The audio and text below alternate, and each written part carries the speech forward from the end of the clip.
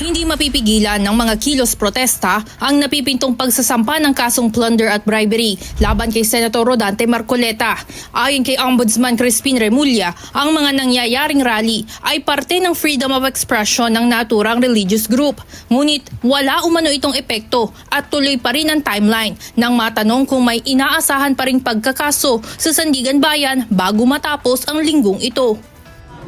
Nothing's changing. Nothing has changed. Nothing has changed.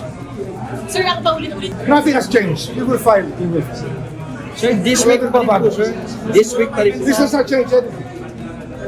Okay? May mensahe po kayo sa Wala akong mensahe.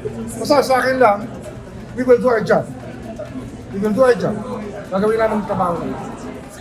Nahaharap ngayon sa plunder at bribery complaints ang senador para sa natanggap nitong kabuuang 75 million pesos mula sa tatlong individual habang siya pa ay kongresista bago tumakbo bilang senador noong 2025. Hindi ito idineklara ng mambabatas sa kanyang Statement of Assets, Liabilities and Net Worth maging sa kanyang Statement of Contributions and Expenditure.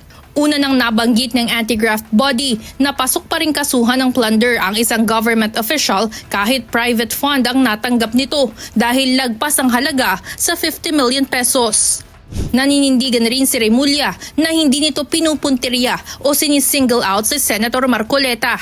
Anya, ginagawa lamang nila ang kanilang trabaho sa Office of the Ombudsman. Hindi po selective. No such thing. It's not selective justice.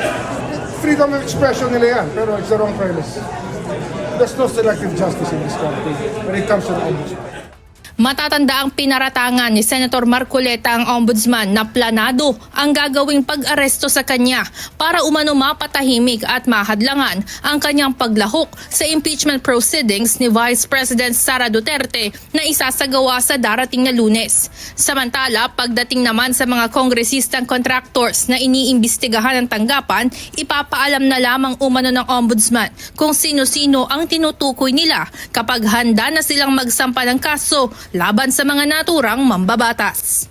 Evan Alvarez, UNTV News and Rescue. Diyos ang aming sandigan, serbisyo publiko ang aming pinahahalagahan.